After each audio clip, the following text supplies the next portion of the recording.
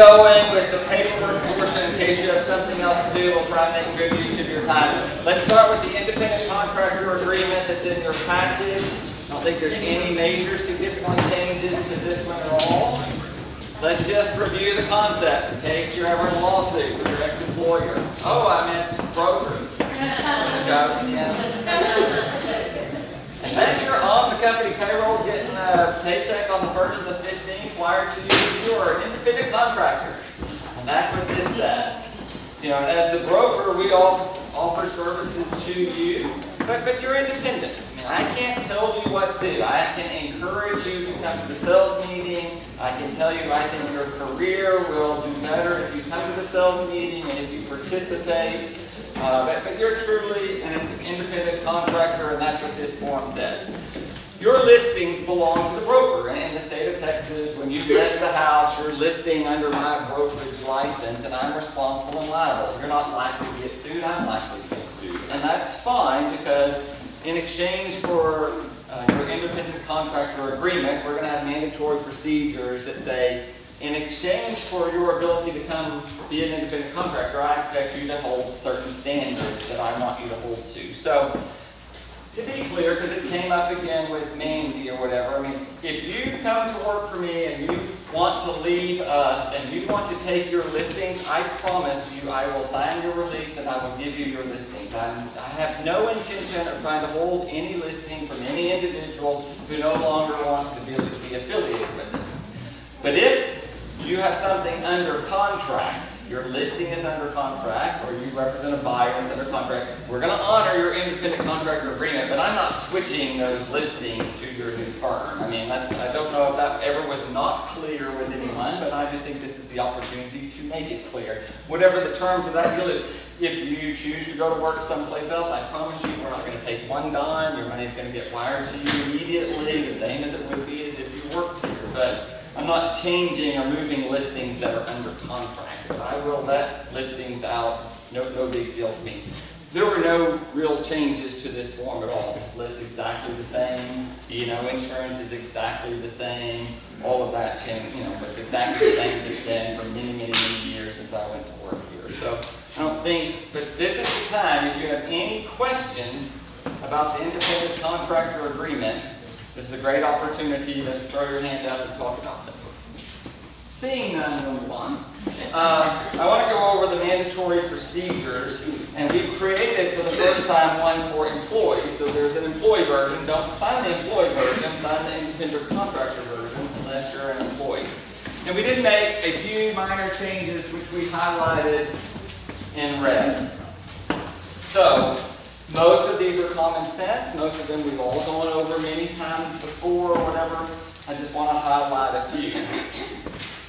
I clarified this. I went through it line by line. Eric and I went through it line by line or whatever. And so I don't think there's any major changes. I wanted to clarify at the bottom because I don't want to be a hypocrite. I never want to be called a hypocrite, and I want to make sure that we work with integrity, because there are instances where I have advised you. I saw on Jennifer's contract too, I don't think she's here today. When you put these lender-required repairs, seller to treat rotten beam, the lender doesn't like to see that. They don't really like to see that. And provided that you can deal with that issue, have it repaired prior to closing, provide the proof of the repair, provide the invoice, prove that the invoice has been paid for, it probably will work out fine, although in our industry, it's a big old flag over here that says there's a problem here. So it's not uncommon in our industry to put those on separate addendums that may or may not go to the lender. Typically, they're not in the initial contract. Often they're during the negotiations for repairs in the option period, or something that comes up even after the option period. A tree falls on the house, or the dishwasher happens to overflow 5 days before closing or something. It's common to have a separate addendum, and as long as it's mutually agreeable and it's not a substantial impact, there is no great law that says you have to provide that to the lender. Okay? I do not want to be fraudulent. Okay? So I don't want to pretend otherwise, but I'm just saying if You've got a new construction and there's 5 items on the punch list and they're not finished prior to closing, it's okay to have a separate addendum that the seller's going to correct these items within 30 days after closing. It's a legally binding issue. But those sort of deals, if we're touching up paint or providing a piece of hardware that's back ordered, you provide a separate addendum. Both parties sign it or whatever, and it's still legally binding. So I made it clear that the transactions at the bottom, as you see, as required by law. Mostly, people care about the dollar value of what it is that we're talking about. Banks loan based on a loan to value ratio, either the amount of the down payment or the ratio of the appraisal or whatever. As long as you don't get significant, 2%, 3%, 6% of the value, 6% significant, 3% is getting fairly significant, 1% is not significant in our industry. It's the national average or whatever. So we're selling a $5,000 house. There's $5,000 worth of work to be done. The landscaping that hasn't been able to be put in, or the sprinkler system or something, it's okay. It's not that big a deal. The world doesn't care. You're not going to give all that to the lender. We're not producing fraud or anything. It's an agreement between the buyer and the seller. And that's why I just wanted it to be clear. But when you're in doubt, ask me. If I think it's fraud, I'll tell you I think it's fraud or whatever. Okay? So I had clarity there, because I did not want to be a hypocrite, because there are times we say, prepare a separate addendum, don't give it to the lender. And that's not uncommon. So I just wanted to clarify that one. Any questions about that one? Okay. Where we seem to be getting in more and more trouble as the transactions move up are these prior inspection reports, which we're pretty good about pulling out, putting them on the seller's disclosure, putting the 33 pages, putting them uploaded into the media deal, and then making them available to the people. We're pretty good about that. What we're not real good about is when there were termites 2 years ago, not during the, so they bought it 2 years after they bought it. Now they get termites of some deal. They discover a funny bug. They go out. They know that they have some sort of termites. They treat for termites. 1 year later, they go to list their house. And they mention in the listing appointment, I had termites and I treated them. And we say, well, every house in an old wooden house in a historic neighborhood has had termites. If you don't have them now, then that's fine. You know, and that it's getting us. It's getting us after the sale. We go and sell the house. 1 year later, the termites come back.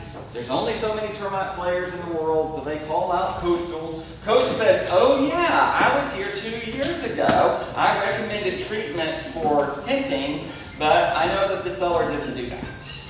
And now the buyer who's stuck with this, having to move out of his house, tint his house, lose his landscaping, remove his fence, put back his fence, and the diminished value of his house, now that it has had termites twice, wants to sue everyone.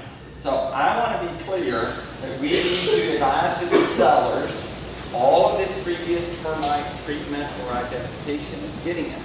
It's getting us later, 2-3 years down the road or whatever. So I want to not only disclose the inspection reports and termite reports that they had when they purchased the deal in the last 4 years, what the law says, but if they've had any termite treatment or inspection, if they had an inspection and there was nothing, that's one thing. They often say, they don't tell us all the truth, that they had it, they said there were termites, they spot treated, now there's no termites, and it's getting us. So I want us to be clear about our responsibility and the seller's responsibility to disclose that they identified what could have been a termite and they either treated or not. And at least if the buyer wants to go and re-inspect all that sort of stuff, that's perfect. That's what they do. All houses, if there were no termites the day before, there could be today. I mean, remember termites, they don't work on rhyme or reason. But most houses have some form of termite inspection. So I want us to do a better job of reporting these reports and the treatment and or lack of treatment. If you inspected for termites and they said you had termites and you don't choose to believe them and you go to 3 more people, you still have one that said you had termites. You can provide the one that said you had termites and 2 more people came back and said, look, it was in the wood, they've been dead forever, the house is 17 years old, and moved in 17 years. Provide all the information in the disclosure. And that way you didn't hide something from the buyer. It's when the buyers feel like you intentionally hid something, they feel like you cheated them, that we had knowledge and we didn't provide it. I want to give this information to the buyers and let them decide. Questions about that one? I think, so we're clear. I mean, when in doubt, disclose. But if the kids are in the bathtub upstairs and the water they throw over in their rubber duckies some water and it goes down and it's 3 years ago and they found their baseboard and painted it over and 3 years later we're selling, I mean, that's not a previous water leak you necessarily have to disclose. I mean, it's pretty evident those kids splashed bath water over the bathtub, and that's fairly common or whatever, and it's normal or whatever. If they had a major repair, yes. I would also, while you're talking about things to disclose, I would stress that although you're only legally required to disclose death on property if it's a homicide or related to a defect in the property, I promise you the neighbors will. So even if it's a suicide or old age or what have you, just disclose it. I mean, we know when the old house is again that someone's died there at some point through the alert. But yeah, if there was some suicide, while you're not obligated, while legally you may not have to disclose it during the course of the contract, the seller should disclose it and the realtor should disclose it because it's going to come back and bite them later. You would not want to know it later. Yes? In the case of suicide, should that be on the seller's disclosure? I think it should be. Suicide is considered a natural cause. I have experience with that tenant. But you should also know that there was a realtor in Virginia who was sued and lost for not disclosing that the property reported to be haunted. Hello. So this means a judge somewhere found that ghosts may or may not be. That could be a selling point in some market. Yeah, but you have it. Here and where we're like. There's a big deal. Big deal. Okay, moving on about checking your voicemails or leaving a message. And I want to be clear, if you're going to be out, just change your voicemail. Many experienced, well-established realtors change their voicemails every day. If you call Tim Surratt, if you call Richard Gray, they're like, today is January 13th. I will be available for your calls from 1 to 3. I'll be out showing the other time. If you need a lead assistant, I'm my assistant. That's perfect. I'm not saying you have to change your voicemail every day, but if you're gone to Las Vegas for 3 days, yes, please change your voicemail and say, I'll be out of town and unavailable for much of this time. If you need immediate assistance, please dial Eric at the office at 713-862-1600. They'll be happy to help you, and then let Eric know that you've done it. Fill in. We want you to log in to Backat Agent daily and see what's going on. We want to get out of the habit of sending you 7 different emails from 7 different people.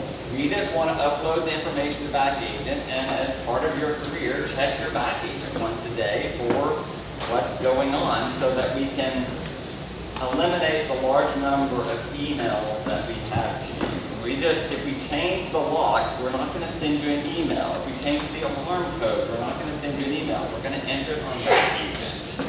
We're going to reduce the number of emails. You're inundated with enough. Check Back Agent once a day, I would think. Okay, on the forms, we've talked about the forms. I made it here. The Boulevard Building form should be filled out prior to the execution of the contract.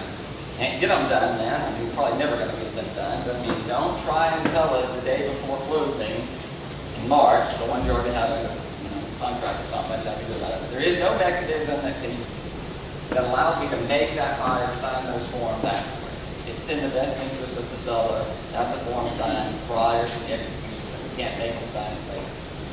We discussed that further. Yep. As far as the ILS, are you okay with your form and your form? Which one now? Information brokerage services? Notice of information for those services? Yes, what about it? Are you okay with your form, there's also the other one? I just couldn't hear you. There's also like a tracker, whatever, are you okay with that? What? I like ours better because it discusses historic districts and things that aren't in the other ones. I mean, if the other agent, let's say you're the other agent sends theirs over, I find that probably perfectly acceptable. What we need to do is make sure that if there's something else on there, we're adding it to it. I'm not sure if it's what the square footage is one way or the other. I'm not sure if there was termite treatment prior to my ownership. I mean, there's plenty of opportunity on the form for you to fill out additional information. yes, to answer your question, I'm okay with that. On the listing, you probably just don't know it in the meeting. All right. Yeah. Is there a back agent app? Yes. Aaron can help me. Okie dokie. On the commission deal, the only thing that changed is our E&O insurance required this change that I'm going over. So if you're selling your own house, and it's your personal house, and you want to reduce the commission to 30% of 1%, our E&O insurance requires that as a condition of that, you must make the buyer perform a structural, mechanical, and termite inspection. And you must have an inspection, and you must pay for a home warranty on their behalf. Okay? When we have a claim on some of these deals with the first house, the first thing they ask for, where's the listing agreement? Where's their inspection? Where's the home warranty? Where's a copy of the HUD? We don't have those things on your personal houses, which we're more apt to be sued on because you're a realtor. That's what they love to do is sue realtors. Then we're going to flag you and say no. Okay? For our insurance to cover us, we need for you to do those things, so I'm offering you that incentive to do them properly. Okay? Don't get real bad. On the car insurance, I mean, some of you are not too apt, and we're not going to get hung up on the car insurance. I want you to list 1545 Heights Venture as an additional insurer if you're going to have clients in your car. It's very odd to me if you wouldn't have a client in your car, but maybe some of you do not have a client in your car. That's your opportunity to sell your services and your personality. So I would put people in my car if I was in the real estate business, not let them follow along behind you and meet you there. But if you're uncomfortable with that, and you never have someone in your car, that's acceptable. Can't make you do it. And you're going to sign this one bill that holds me accountable. But keep in mind, 4 people that have been riding bicycles in the city that have been hit by someone recently, and many of them died. Okay? If you're in the course of your career performing real estate and you hit someone, you understand they're going to sue you, and they're going to sue me because you were performing your career on my behalf. They're seeing me as the profiteer of your ability out there. So I would like your insurance company to at least be the first line of defense when it comes to your transgressions in your automobile. You just aren't going to do that. And we're going to follow back up, see why you wouldn't. I checked the file, and many people said their insurance company didn't allow additional insurers. I find that hard to believe in an error. But I'll follow back up with that individually to you later. But you're saying, please get insurance, maintain insurance, and list this as an additional insurer if you're going to have clients in your car. I can require you to do that if you're going to be under my broker. Okay? Questions about that one? All righty. Yes, sir? And Eric still gets the copies of them. He's got the matrix or whatever. Yeah, we're good. And you'll know next week you're not good. Yeah. But we get in the mail every day people's renewal of their insurance cards, for the majority of the agents. Okay, questions not necessary? You have to have a copy of that, and I can receive it as a report, so you scan it, email, just like I can put it in that thing. Okay. Pretty common. All right, sign these, get that back to Eric. Okay, the statement of understanding.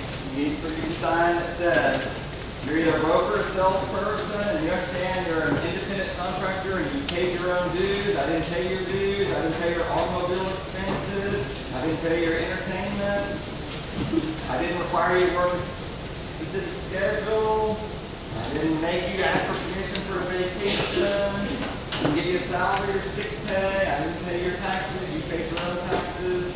And you can terminate at any time you want. You understand all that? Sign that one, Jewel. We're good there. One more time regarding the mandatory procedures. You have read them, you understand them, and I gave you an opportunity to ask questions.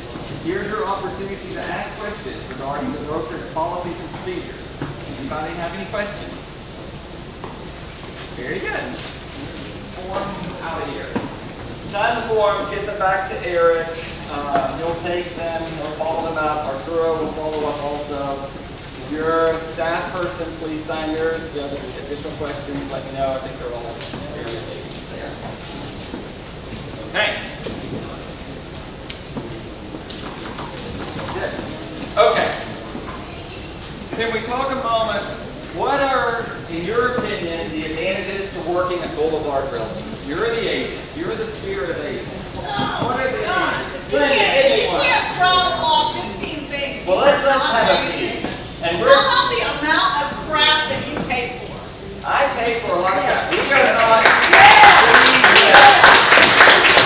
Well, I want to be even more clear because, as many of you were at me, I'm going to pay for all your stuff. I don't care about little bitty bills anymore and PayPal for $5. I just so it is not worth my time. We're happy to pay for all your business cards. I'm happy to pay for all the riders on earth that you need, not just 3. I'm happy to pay for every copy that you really need if it's within reason. Okay? I'm happy to pay for color copies. We are not going to bill you in 2015 if you need 40 flyers for your listing on Roxton. I'm not going to bill you for that anymore. It's just a cost of doing business. I'm going to take it. If you want a special 2 or 4 page flyer printed by the Chronicle, yes, we'll give you the cost and we'll give you that option. You can buy that if you want. We're not, I do not care about little things anymore. It's not important to me. I want to provide you the tools and the resources for you to go, and you're going to see even more of them very rapidly here with regards to listing presentations and things for your buyers and gifts for your buyers and things of that nature. But yes, I want to thank you.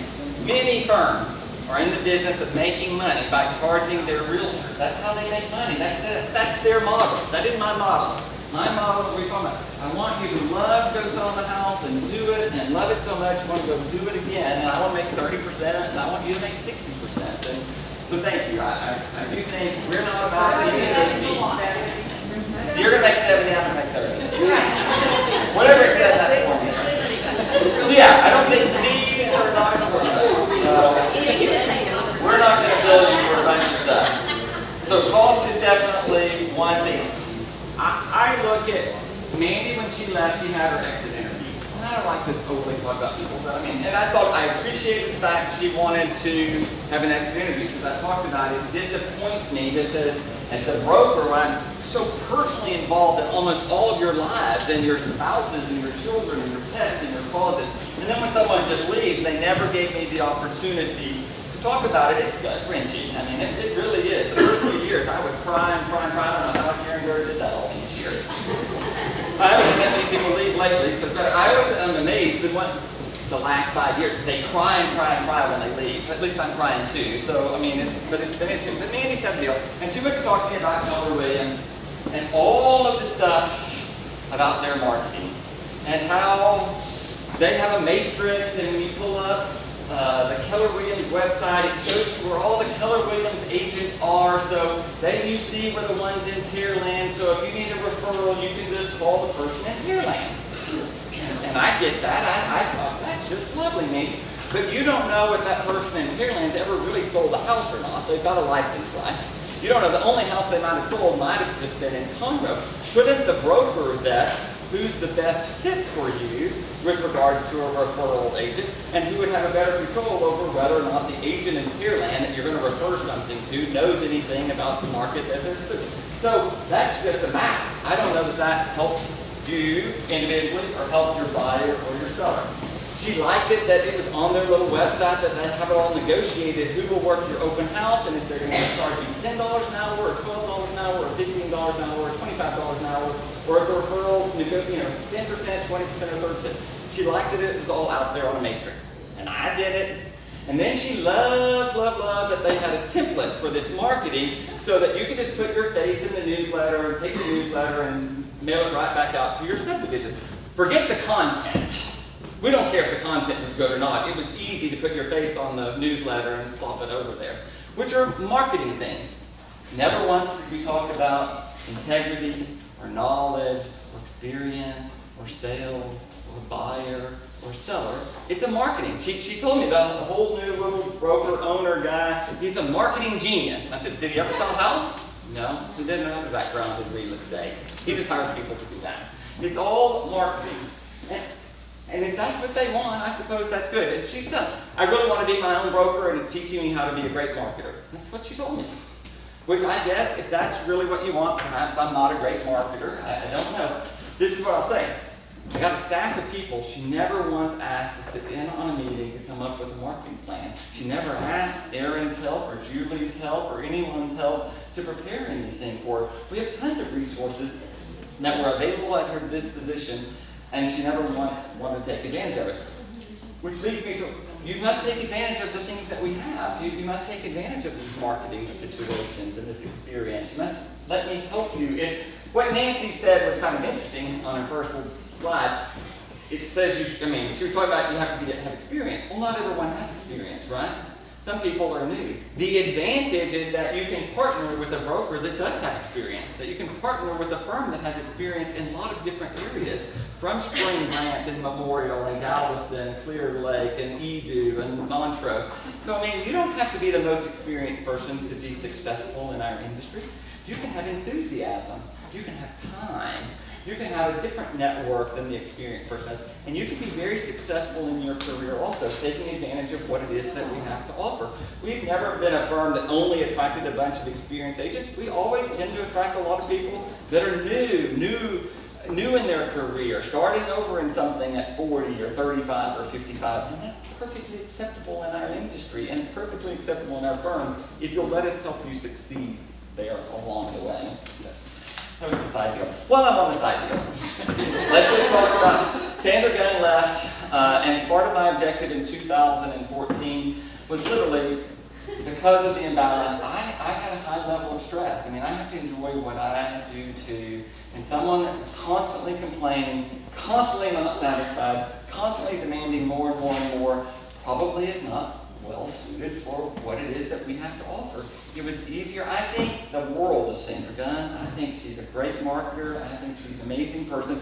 But Boulevard Realty was not a good fit for her anymore, and it's probably best, and she'll probably be happier someplace else, and we'll have less stress. We'll be able to focus on something else. So, I wish the world for her, but it does reduce stress in my world over there. So, she's not with us anymore. I don't think all the people really left. What else? Advantages to Boulevard Realty.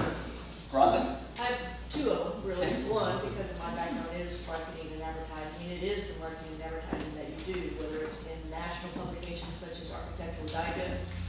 I don't know that there's many people that have an opportunity to work in a firm this size and have a presence from that national of an opportunity. And then the second thing is that you make it a great environment for us to bring clients to, whether it's the Heights office or the Kirby office, or anywhere else. And I think that speaks really well, whether you've been doing it for 12 or 13 years, or if you've been doing it for 12 or 13 days. That's right. If you bring somebody into that office and you can show them who this stuff is, it gives you credibility regardless of who you are and how you get somebody. I appreciate that. That's Selena and Sandra and Eric and Joe and Thomas and all these other people making them welcome also. But I do want a home environment. I want people to walk in there and feel the energy and feel wanted and feel needed and appreciated, whatever. And we've worked very hard on making that way. And the people who do greet them at those at various locations make a great thing. We have a new Nespresso machine. How do you call it? How do you say it? Espresso at 86 bucks for your espresso coffee herbal tea. We've got one. We can, what do? We move the Keurig to the conference room. We're going to We've got an espresso for $2.50. Well, one of the things I think that I know that is at Boulevard Realty, it's not elsewhere, is that your expertise on the Heights, or really anything in Houston, but your expertise on the Heights market, Thank you. and your willingness to share. We're willing to share a So lot. I just want you to know about those three houses. Yes, Dan? Well, just so your generosity with all the resources, including the building. I assume everybody knows that you can Yeah. reserve the Yeah, building. yeah. I want the building used. I got $1.5 million tied up over there, and it doesn't do me any good if it's dark at night. And Cynthia's having book club tonight or whatever. We've had all kinds of events. If your group wants a jewelry show or a dog show or a Christmas party, I want to utilize our buildings as much as possible. I think it's better to have activity and it's great exposure for you. And thank you. We do want to open it up. Yes, Brandy? So the environment is definitely something I think that's a benefit, and it's kind of a top-down approach. You make everybody feel comfortable, and I feel like within the office, like I have tons of friends and people that I can ask for advice, or, you know, if I'm having a bad day, somebody's interested, and I just like forget about that, I don't care. But also, there's kind of a feeling of ownership. 2 years ago at White Linen Night, somebody's friend was there and they were saying that, oh yeah, so this is, they were mistakenly saying that every agent is an owner, right? Because that's the impression that they have. That's a good impression. And so, yeah, so I was like, yeah, and I feel like that when I sit at Kirby sometimes, you know, alone, I'm just like, yep, this is and when I talk to other, like, my clients, I'm like, we can meet at either of my offices, and I really Right. feel like I own a little piece of it.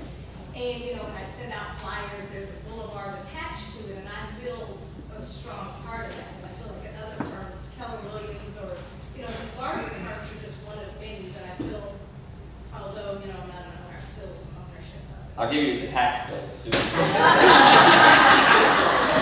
Yes, Kathleen? I appreciate your ethics and your integrity, and I value those things more than other things really in this business. And also your continued support of me. I had a stroke in February, and he has just been like I'm weathered with him. And I think that's invaluable to others. You know, we are here to support. Renita, when she was pregnant, we picked back up and took her transaction. And Leslie's in Malaysia. When people are gone, we will handle those transactions. They make 70%, we make 30%. We didn't charge them one dime or $1, and their clients felt like they just got an extension of their agent who does have a personal life. Sometimes your children will get sick, or your dog will get sick, or you'll just need to go do something on your retreat. We will handle it for you at no cost for any of those sort of deals. The more interaction I have, the frustrating thing from the business standpoint with ethics is that in 2013 and 14, those bastards like Vinod and Jacob could go make a pretty good living. And it does piss me off because, but I do think, and it doesn't matter, it'll catch up with them at some point or whatever. But I'm in continual meetings with people who have no respect for many people in our industry. And continually I see where we garner more and more and more respect the more interaction we have, even with the Martha Turners and the John Daughteries and the other agents. To what Kathleen said and to what you just said, it's because you said a long time ago that it's about the relationship and not the transaction. And that to me is the flavor of Boulevard that's really different. Yes, Drew? I, the sense of community, like to sum up, maybe I'm restating the obvious, but the ability to ask you or ask someone else and not feel as though that's going to be used against you across the table. Right. That golden rule, maybe that sounds a little cheesy, but that's very important to me, and why I'll likely not be in any other company. Yes, sir? Well, two things what he said. You can ask what I call the inverse answer back in the office. You know, just pull out a question, not worry about, oh, so-and-so doesn't know what this thing is, or, you know, and know that I'll get a response. The other thing is, there's not too many firms where I could be traveling to cities for 2 years and still be able to work as much as I did during the past years, as much as I could do even if I was here, but I can't because we have a support system and the structure that we do and the family environment. Right. Anyone else? Okay. I look back at groundwork that we laid in the beginning, talking about experience and exposure and knowledge and training. The things that you talked about, this is what we're trying to do on a regular basis. This is what I'm trying to spend time with the staff and on the marketing side. What are we doing to help parlay the experience of this group over to the other side? How can I let my experience help each of you? What experiences are we experiencing in lenders and title companies, mortgage companies, surveyors, and the judicial and the legislative branch and politics? We're able to take that experience and share it with you so that you feel that you are gaining experience because of the experiences of all the other 65 people in the firm. The sharing, which is the environment that I came from. I mean, that's very much a part of what it is that we're doing. And I think we've offered a consistency. We didn't panic in a recession. We didn't do a lot of crappy things. I mean, you don't know how many people will remember when the first time Martha Turner had the first sign of recession, they closed all those offices and they fired 5 sales managers. Which economically, I get it. They did it on December 13th before Christmas. It's not the ethical thing to do. I didn't think that was the right thing to do. We never did that. We never cut 1 hour or 1 person during the hurricane. We didn't have power for 17 days. We tried to live by those same standards of integrity and ethics or whatever. We do have a large number of transactions, which gives us a certain amount of experience. And I have worked on our exposure. Like I say, I'm consistently, I look at, Julie and I talk all the time, and I visit with these magazine people, the advertisers all the time. I only think like a real estate agent. That's all I know how to do. I didn't have a degree in marketing, but I know when they're placing ads, what it is that they're saying, and I know what we're saying. And sometimes it takes a long, there's no single ad, there's no group of ads that can make one difference. You understand when I place these ads, I'm first reinforcing them to you guys. This is who, my primary audience right here is you. Something that you can use as a buyer or seller. This is what I care most about. It's not getting someone to read the magazine in the Hotel Derrick and pick up the phone and call us. They may or may not do that. I don't have that much impact there. But I can send a message first to you and then to the rest of the world. You know who I'm sending it to half the time? It's the people that own the magazines. The people that the other advertisers are almost who I'm branding to also. What's the message we're sending with these deals? And so we try to be consistent with, this level of exposure. I'm sending a message to Har half the time also.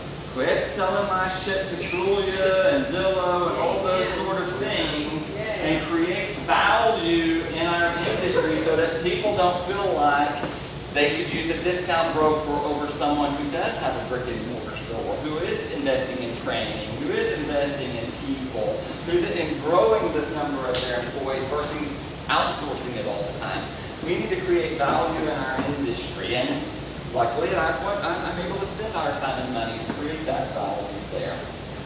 We are foremost, and we go to these meetings, these neighborhoods, building these neighborhoods. The message we're going to continue, we talked about the message, but the value in the realtor, the value in the real estate firm is when you sold them a house, whether it was $100,000 or $1 million, our commitment to them just began also. Yes, we made 3% or something. We're going to continue to stay invested into their politics, into their deed-restrictions, into their trees, their sidewalks, their air, their schools, their businesses. Neighborhoods, investments into these neighborhoods, revisiting some of these neighborhoods that are older, revisiting architecture. Save the damn Astrodome. Quit talking about it. Save the damn thing. You'll wish you had it back if you tore it down. We can go and send these same messages in each of these neighborhoods. Not just, of course the Heights, we're well entrenched into the Heights, but as the Heights gets more expensive, it's not affordable for the teacher to live in my neighborhood anymore. It's not affordable for young people to come and live here. I came and lived in 1998 and cried when I had to live in that garage apartment over there with a window unit and no dishwasher, living on a mattress, borrowing a pot and a pan and a fork, and could I just borrow the spaghetti also so I could eat that night? I was able to start over in an amazing place and buy a little house in a typical way. 5% down owner finance, they use my 3% commission. Pray the tax proration from the 1st through October was enough to get me in for less than $1,000. I'll worry about paying the taxes in January. That's how I did it. I started over. My payment was $800 a month at 515 East Boulevard. We can find these same neighborhoods where people go and they can afford to live in them. They must not think Eastview is going to look like the Heights does today.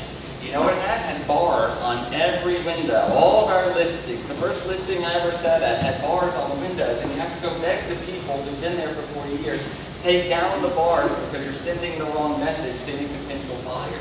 You gotta remove the chain link fences.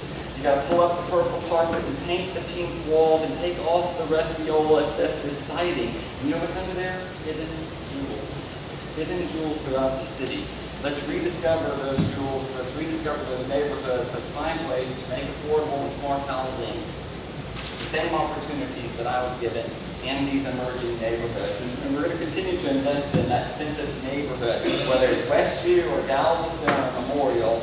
We want to reinvest into those communities. And we realtors are the strongest advocate for these things. We really are. And we've got a group of homeowners who are willing to stand behind us. They just need a voice over there who will lead the charge.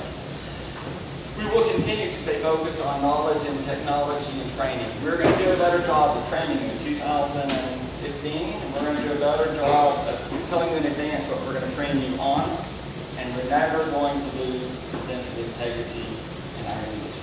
Never going to leave one transaction make any difference with it. Maybe our seller will fire us because we're going to make them disclose something they don't want to disclose. It's all right. Let it go. Go do business with people who have ethics. Go do business with people with integrity. Move on down the road. I want to thank you for what was a great 2014. I know 2015 has its own challenges. I appreciate each of you so much. David brought it up in a sales meeting. I've got to make myself time for each of you. That's the challenge that I have in 2015. Do you feel like you're getting the time and the attention that you need? Are you getting the answers as fast as you need them, as quickly as you need them? We're well aware of the situation. We're working very hard to address them. We're going to find ourselves more available and more committed to you in 2015 than ever before. Yes, Brad? One question. What is on January 28th, the Modern piece going to be down there?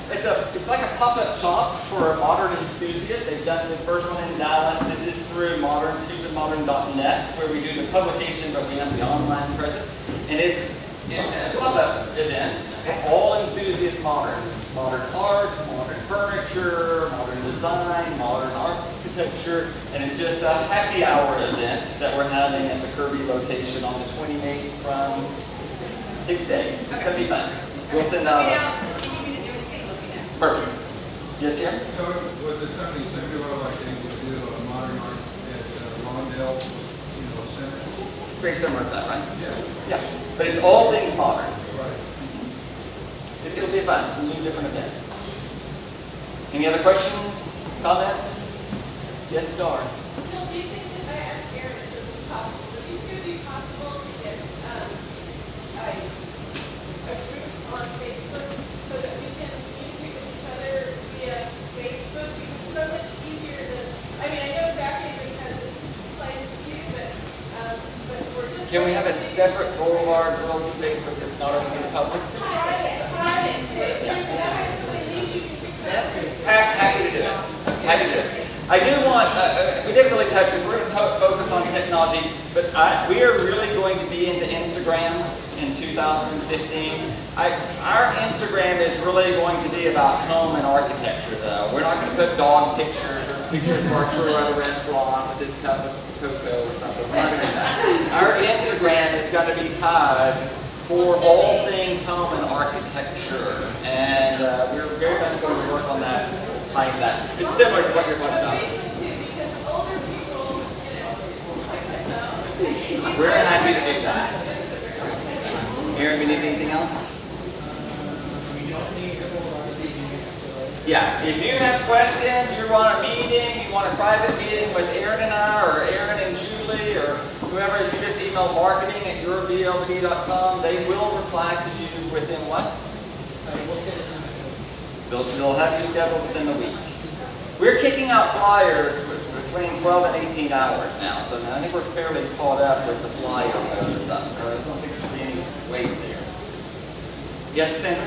Remember, we have our party here Toast of the New Year's on Thursday. It's here. We'll mingle down. We'll come up and toast. We will toast at 7 o'clock. Starts at 6. We'll end around 8 or whatever. Just a great opportunity to showcase this building. It's stunningly beautiful at night if you haven't been here. But it's just a great opportunity if you're curious. But it's a way to thank your previous clients or kind of entrench anyone that you might be interested in doing business in 2015 to come and mix and mingle with people, past clients, and people in our industry. So 6 to 8 on Thursday. Should be a lot of fun. Turn me to Eric. All right. Thank you very much. Have a great day.